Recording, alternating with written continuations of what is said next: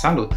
Astăzi învățăm câteva posibilități alternative de a cânta acordul de Do major.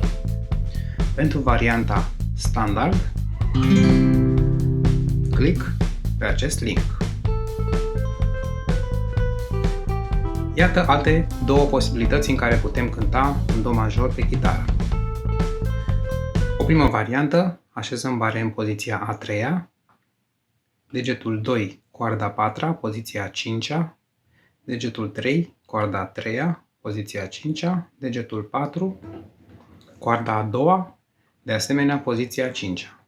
Ciupim de la coarda a cincea în jos.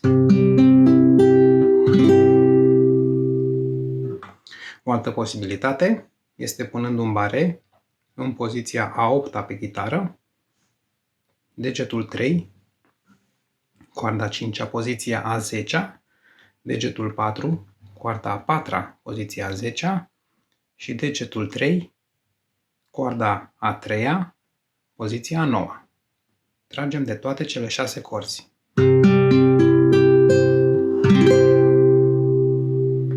Așadar, în total, am descoperit împreună 3 posibilități de a cânta acordul de Do major. Poziția standard, cu bare în poziția a treia și cu bare în poziția a opta.